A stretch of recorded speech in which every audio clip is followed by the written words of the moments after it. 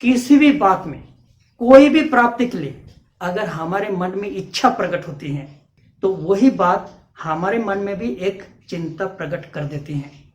ऐसे एक छोटी सी कहानी में आपको सुनाते हैं कि एक राजा जो अपने राज कारोबार से थोड़ा कुछ चिंता तो होगी है, लेकिन राजा देखता है उनके नजदीक में एक फकीर रहता था, एक झोपड़ी में। लेकिन फकीर दिन भर भजन कीर्तन गाता है, जो मिलता है सो खाता है, लेकिन फकीर बड़ा मस्त रहता था। तो राजा को लगा कि जबकि मेरे पास सब कुछ है फिर भी थोड़ा कुछ चिंता तो होती ही है, लेकिन इस फकीर के पास कुछ भी नहीं है, लेकिन फिर भी फकीर बड़ा मस्त रहता है, बहुत खुश रहता है। इसका कारण क्या है? मंत्री को बुलाकर कहा कि इसका कारण को पता लगाओ।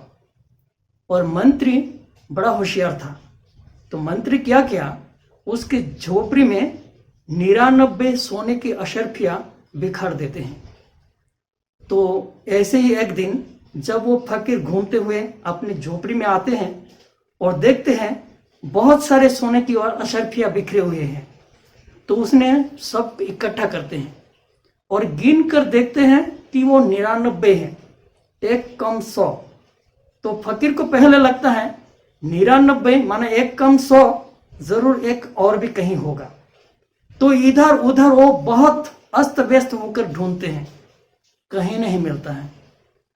तो देखा गया उस फकीर को ये सोने की अशर्फियां संभालने के लिए एक चिंता आ गई।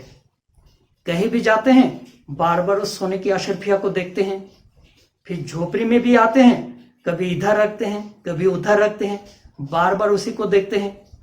कभी नींद से भी जाग कर उस सोने की अशर्फियां को देखते हैं। अब इस सोने की अशर्फियां के पीछे उनके मन में एक चिंता आ गई।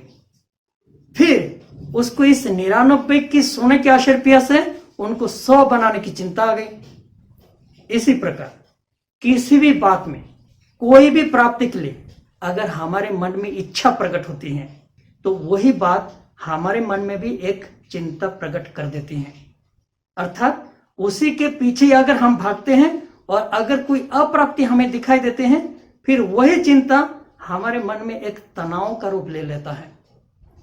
और फिर अगर हम परिवार के जो नियम, मर्यादाएं, संयम, ये सब बातें अगर हम भूल जाते हैं और उसी प्राप्ति के पीछे अगर भागते हैं, तो वही तनाव का रूप ऐसा होता है कि वो तनाव पूरा परिवार को ही डुबा देते हैं।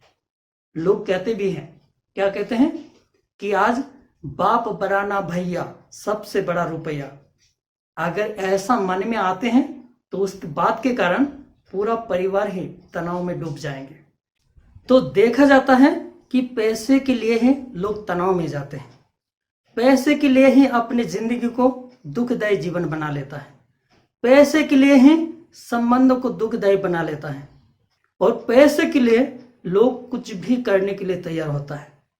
अपना घर से कोई दूर जाने के लिए तैयार होता है, चाहे वो अपने रिश्तेदारों को छोड़ने के लिए तैयार होते हैं, कुछ भी मेहनत करने के लिए तैयार होता है, रात भर वो जागरण करने के लिए तैयार होते हैं। लोग ये समझते हैं कि पैसा होगा तो सब कुछ होगा, अगर पैसा नहीं होगा तो माँ बाप भी पूछेगा नहीं, पैसा होगा तो रिश्तेदार भी पूछेंगे। तो पैसा को ही सब कुछ समझते हैं, इसलिए पैसे के पीछे भाग दौड़ करते हैं। और आप ये देखेंगे एक पैसा के लिए ही लोग झूठ, छल, धोखा, ठगी, लूट, मार, लड़ाई, झगड़ा सब पैसे के लिए हो रहा है। भाई भाई में दुश्मनी हो जाती है, रिश्तेदार टूट पड़ते हैं, मित्रता खत्म हो जाते हैं सिर्फ पैसे के लिए। तो हम ये कह रहे थे कि धन का अधिक लालच रख हम अपना कर्म को ना बिगाड़े, अपने नियत, अपनी ईमानदारी को ना छोड़े। ये स्थूल धन संपत्ति वो हमारे साथ नहीं जाएंगे, साथ में हमारे वही जाएगा हमारा कर्म। हम सबके साथ कैसे कर्म कर रहे हैं, अर्थात हम सबके साथ कर्म करके दुआएं ले रहे हैं या बद्दुआ ले रहे हैं, कर्म का हिसाब किताब वही हमारे साथ जाएगा। एक चिड़िया को देखिए, जो एक कोई अनाज, कोई दाना मिलता है उसको खाते हैं, चल पड़ते हैं, कोई उसके घोंसले में कोई स्टॉक रखते हैं क्या? कोई उसको टेंशन है कि शाम को क्या खाएंगे, कल क्या खाएंगे? आराम से अपनी जिंदगी बिताते हैं। तो हम धन के पीछे अधिक लालच में हम टेंशन ना ले, हम एक निश्चिंत जीवन जीना सीखें। सबकी दुआएं हम इकट्ठा करें। ओम शांति।